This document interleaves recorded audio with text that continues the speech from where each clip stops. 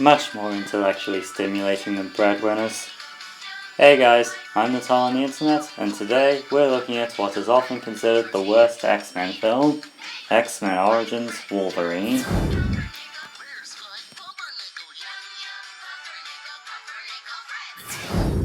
Wolverine undergoes a procedure to bond a super indestructible metal to his skeleton in order to get revenge on his brother. The first thing I'll say about the plot is that it's not terrible. For a film about Wolverine's origins, this actually starts off pretty well, showing how his powers first manifested as a young boy, until they completely skip over years worth of character development in what is admittedly a really cool montage. Why? Wolverine fighting in various wars throughout history?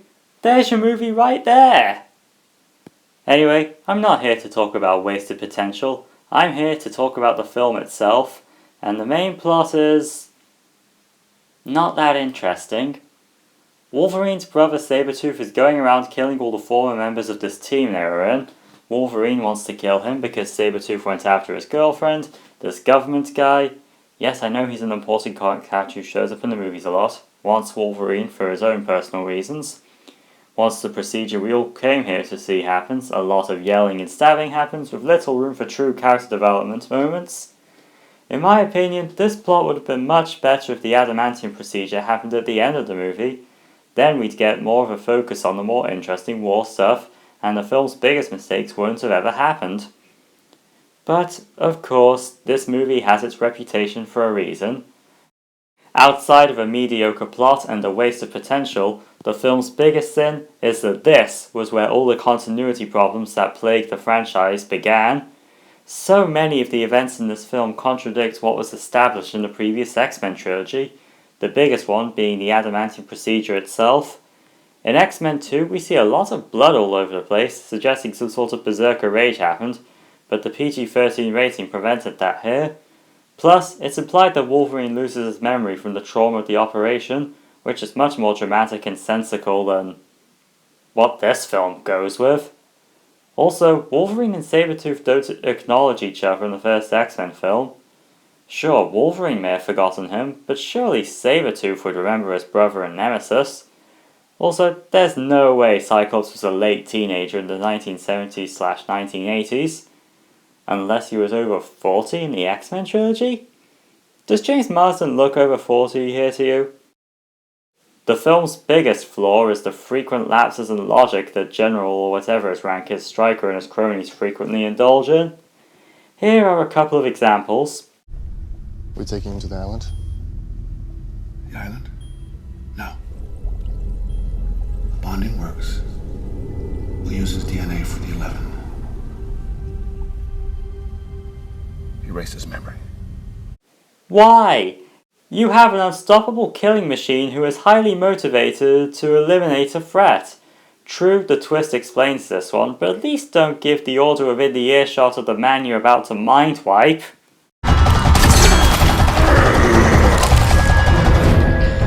Yes, Agent Zero, those guns were totally going to work against the man whose skeleton you just bonded with the most indestructible metal on the planet! Give me the adamantium. Test King. We had a deal! He would never survive the operation. I can take anything he can.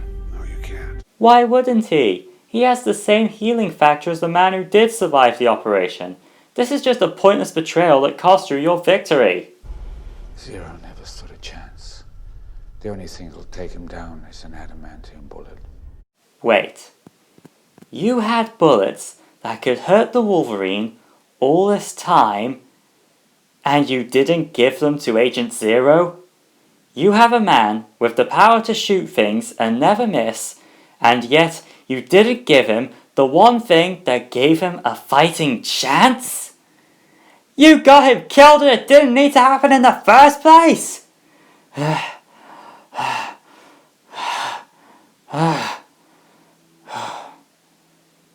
A minor problem with the film is that the CGI is pants. Seriously, Wolverine's claws look more drawn on and fake than they do in the first X-Men film, from 9 years before this one came out. Yeah, that's bad. The action scenes aren't much better. They go all out on the fake looking wire food craziness I disliked in the X-Men trilogy.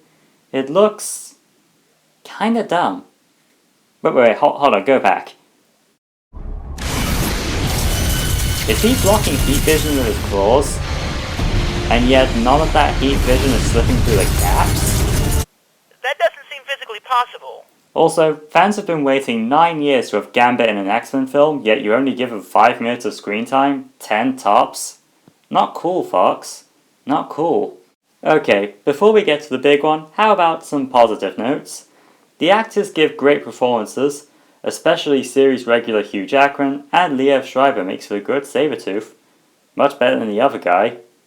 Sabretooth himself also has an actual personality in this film, making for a much more interesting character. Even bit parts like Will.i.am, yes, that Will.i.am, shine in their roles. Unfortunately, that's most of the positive things I can say about this film. Now to talk about that thing you've all been waiting for me to talk about, that thing that represents all of the adaptational failings of the whole movie in one package. Hello. Yes, folks, Deadpool is in this film. If you have no memory of this, here's why.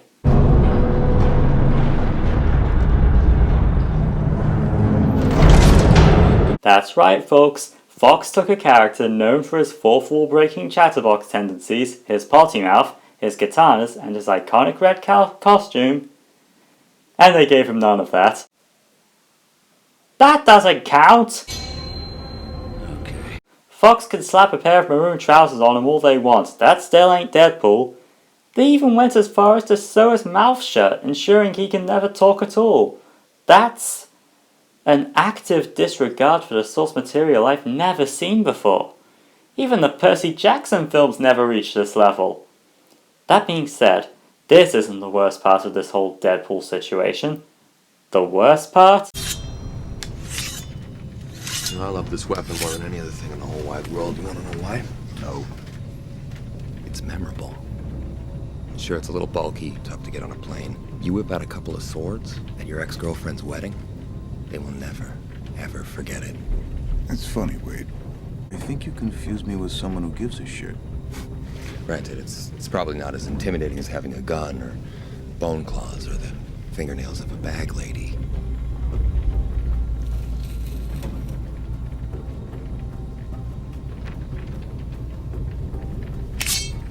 Manicure. They got him right earlier in the film!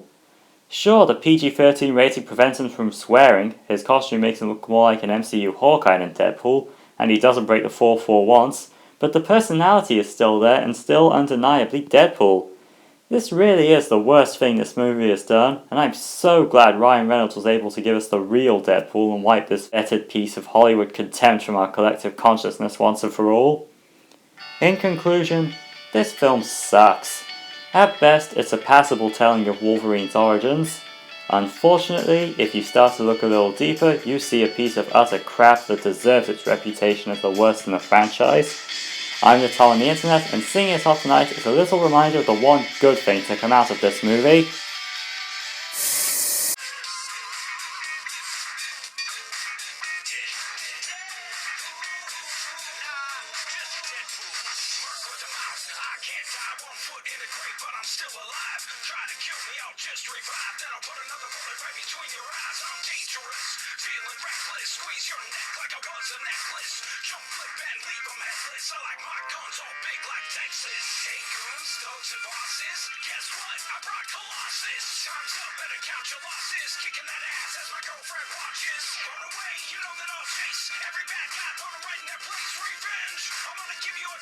I'm sexy as hell, but I cover my face. Take you all to school with guns and knives.